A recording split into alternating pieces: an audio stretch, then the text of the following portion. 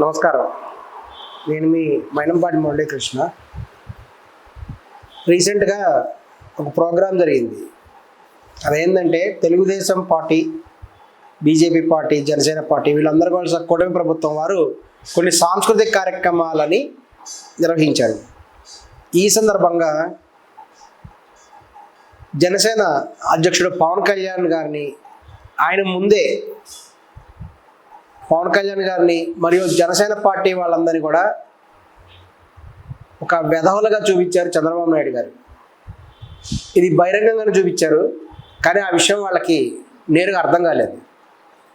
ఏంటి దీని వెనక ఉన్నటువంటి ఫ్లాష్ బ్యాక్ ఏంటంటే, రీసెంట్గా కూడా జనసేన పార్టీ వాళ్ళది ఆవిర్భావ సభ జరిగింది. సభ జరిగినప్పుడు చాలామంది కూడా జనసేన పార్టీ నాయకుడు కూడా విపరీతంగా టీడీపీ పార్టీని విమర్శించడం జరిగింది.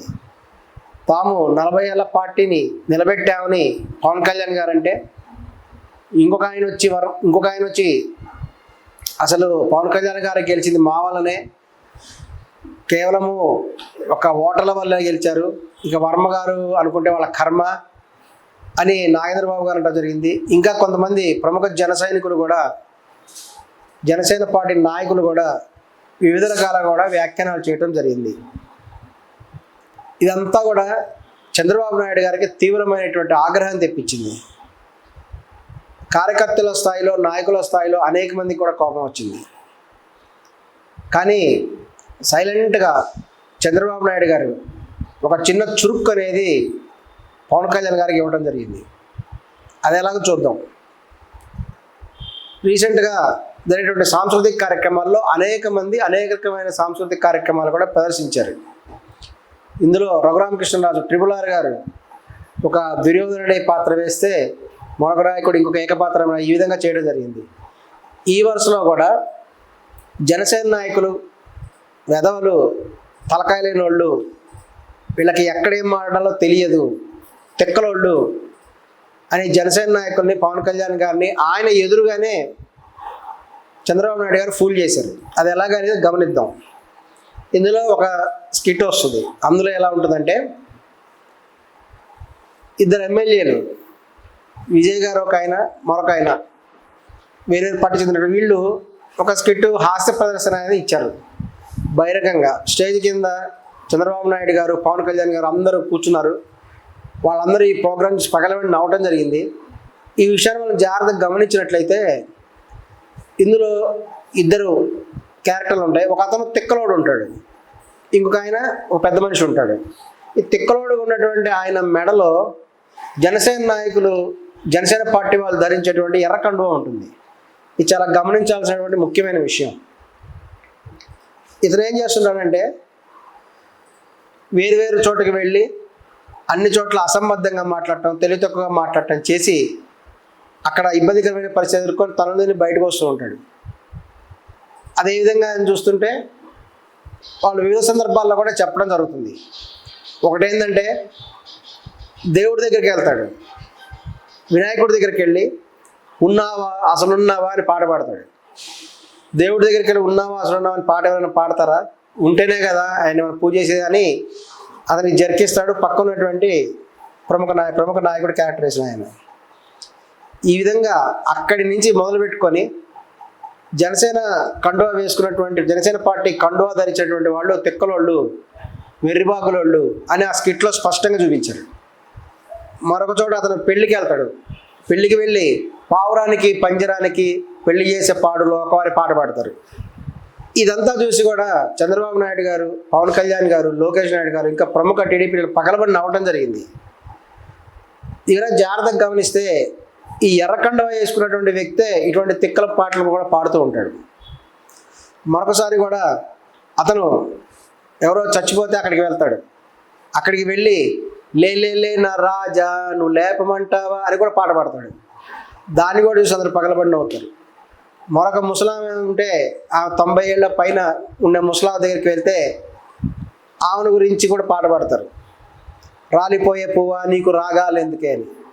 ఈ విధంగా కూడా మనం జాగ్రత్తగా గమనిస్తే అతను వేరు సందర్భాల్లో వేరు ప్రదేశాలకు వెళ్ళటం, ఇటువంటి తెలివి తక్కువైనటువంటి మాటలు మాట్లాడటం, తెలివి తక్కువ పాటలు పాడటం, అనేటువంటి ద్వారా తర్వాత వాళ్ళు ఆయనకు దేవజం చేసి పంపించడం, ఈ విధమైనటువంటిది కూడా స్కిట్గా ఉంటుంది. దీన్ని పవన్ కళ్యాణ్ గారు విపరీతంగా ఎంజాయ్ చేశారు. ఈవెన్ చంద్రబాబు నాయుడు గారు పగలబడి అవ్వడం జరిగింది. అందరూ కూడా ఆనందించారు. కానీ వాస్తవం గమనిస్తే ప్రత్యేకంగా దీని వెనక ఒక నిగూఢమైనటువంటిది పరమార్థం ఉందనేటువంటిది కూడా చాలామంది కూడా అర్థమైంది.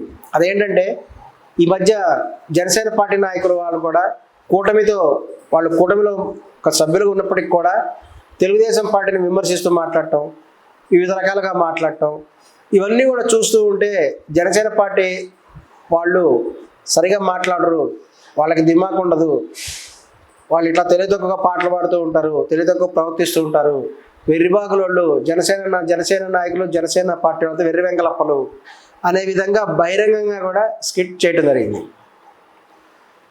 ఇది పవన్ కళ్యాణ్ గారు కూడా ఆ స్కిట్ చూడటం జరిగింది. కానీ ఆయనకు ఒక విషయం అర్థం కాలేదు. ఎర్ర కండువా వేసుకున్నాడు, వెర్రి వెంగలప్పగా ఎందుకున్నాడు, అవతల వ్యక్తి ఎందుకు లేదు, అవతల వ్యక్తి కూడా కండువా ఎందుకు లేదు అనేది అతను గమనించి ఉండొచ్చు కూడా. కానీ అతను తానేదో సినిమాలో చేసినటువంటి స్కిట్ గుర్తొచ్చింది, ఆయన నవ్వుకున్నాడు. కానీ దీని అర్థం ఏంటంటే పరోక్షంగా టీడీపీ పార్టీ వాళ్ళు జనసేన పార్టీ వాళ్ళకి ఇచ్చిన వార్నింగ్ ఇది. మరి జనసేన నాయకులారా, జనసేన పవన్ కళ్యాణ్ వెర్రివెంగలప్పలాగా మాట్లాడకు. నువ్వు కేవలం 12 సంవత్సరాల వయసు ఉన్నటువంటి పార్టీ, 40 సంవత్సరాల వయసు ఉన్నటువంటి పార్టీని మేము నిలబెట్టామని అంటున్నావు. అది నువ్వు వెర్రివెంగలప్పవి. నువ్వు మాట్లాడేవన్నీ హాస్యాస్పదమైనటువంటి మాటలు, తెలివి తక్కువ మాటలు అని ఇండైరెక్ట్గా కూడా వీళ్ళు చెప్పడం జరిగింది. అలాగే నాగబాబు గారిని కూడా ఆయన చాలా తెలివి తక్కువగా మాట్లాడాడు, కార్యకర్తలు కోపం వచ్చే విధంగా తెలుగుదేశం పార్టీని అవమానపరిచే విధంగా మాట్లాడాడు బహిరంగంగానే. పార్టీ పేరు చెప్పనప్పటికి కూడా ఆయన మేమే గొప్పవాళ్ళము అని చెప్పడం ద్వారా అవతల వాళ్ళకి ఏమి లేదని చెప్పడం జరిగింది. ఇది అత్యంత అనుభవజ్ఞుడైనటువంటి చంద్రబాబు నాయుడు లాంటి వాళ్ళు ఊరుకుంటారా ఇలా అంటే? వాళ్ళ మధ్య ఉన్నటువంటి అభిప్రాయ భేదాలు కూడా స్పష్టంగా బయటపడ్డాయి. కానీ ఆయన ఎంతో హుందాగా ఇది బయటకు కనపడకుండా, బయటకు చెప్పకుండా ఈ యొక్క జనసేన పార్టీ వాళ్ళందరూ కూడా ఆ ఎర్రకండ చేసుకున్న వాళ్ళందరూ వెర్రి వెంగలప్పలు కాబట్టి వాళ్ళ గురించి నవ్వుకోండి, వాళ్ళని ముడ్డి మీద కొట్టి పక్కకున్నట్టండి అని జనసేన వాళ్ళని గురించి కూడా ఒక సందేశం కూడా బహిరంగంగా ఇవ్వడం జరిగింది. ఇది కూడా గమనించాలి. దీన్ని అర్థం చేసుకొని ఇప్పటికైనా పవన్ కళ్యాణ్, నాగబాబు లాంటి వాళ్ళు కూడా మంచిగా ఉండి మంచిగా కూటమి ధర్మాన్ని కూడా ప్రారంభిస్తే బాగానే ఉంటుంది. అలా కూడా లేకపోతే ఈ కూటమి మధ్య ఉన్నటువంటి విభేదాలు పెరిగి పెద్దవై భవిష్యత్తులో ఇది వైఎస్ఆర్ కాంగ్రెస్ పార్టీకి లాభంగా వచ్చేటువంటి అభిప్రాయం కూడా ఉంది. ఎందుకంటే వీళ్ళందరూ కలిస్తేనే, Telugu Desam party plus Janasena party plus BJP party వీళ్ళందరూ కలిస్తేనే 40% ఓటు బ్యాంక్ ఉండేటువంటి జగన్ గారిని వీళ్ళు ఓడించగలిగారు. అదే విడివిడిగా పోటీ చేస్తే ఓడించలేరు, అది వాస్తవం. పవన్ కళ్యాణ్ గారు చెప్పిన మాటల్లో కూడా కొంత వాస్తవం ఉంది. ఎందుకంటే ఆయన ఒప్పందం పెట్టుకోబోయినట్టయితే విడిగా పోటీ చేస్తే పవన్ కళ్యాణ్ గారు కూడా ఓడిపోయేవారు బహుశా ఎన్నికల్లో. తెలుగుదేశం పార్టీ కూడా చాలా చోట్ల ఓడిపోయేది. మెజారిటీ ప్రభుత్వాన్ని ఏర్పాటు చేసేంత మెజారిటీ బహుశా రాలేదేమో, అలా జరుగుండొచ్చు. కానీ వీళ్ళందరూ కలిసి ఒప్పందం ఉండటం వల్లనే జగన్ గారిని వీళ్ళు ఓడించడం జరిగింది. ఇప్పటికైనా ఒకే ఒక్కడుగా ఉన్నటువంటి జగన్ గారు కూడా 40% ఓటు బ్యాంకుతో ఆయన స్థిరంగా ఉన్నాడు. ఆయన ఎవరికి కూడా ఆన్సర్ చెప్పాల్సిన అవసరం లేదు. స్థిరమైనటువంటి ప్రజల ఓటు, నిజంగా ప్రజల ఓటు. ఈయన నాగబాబు గారు పవన్ కళ్యాణ్ గారు చెప్పే బదులు జగన్ గారికి చెప్తే బాగుండేది ఆ మాట. జగన్ గారు గెలిచారంటే కారణం జగన్ గారు ప్లస్ మరియు ఆ ఓటర్లు వాళ్ళ మధ్య ఉన్నటువంటి డైరెక్ట్ రిలేషన్, ఆ యొక్క డైరెక్ట్ ఎఫెక్షన్ వల్లనే జగన్ గారు పోయినసారి ఎలక్షన్లో కూడా గెలిచారు. ఇప్పుడు కనుక మనం జాగ్రత్తగా గమనించినట్లయితే ఇది జనసేన పార్టీ వాళ్ళకి, పవన్ కళ్యాణ్ గారికి మరియు నాగబాబు గారికి చంద్రబాబు గారు చేసిన పరోక్ష హెచ్చరిక అని కూడా అందరూ భావిస్తున్నారు. వాళ్ళు ఇందులో జగన్ గారిని కొంచెం ఎగతాళి చేయాలని ప్రయత్నించినా కానీ అది వెనక్కు తిరిగి జనసేన పార్టీ వాళ్ళకి కొట్టింది. జనసేన నాయకులందరూ, జనసేన పార్టీ వాళ్ళందరూ వెర్రి వెంగలప్పలుగా భావిస్తున్నారు అనేటువంటి సందేశాన్ని ఇది ఇస్తున్నది.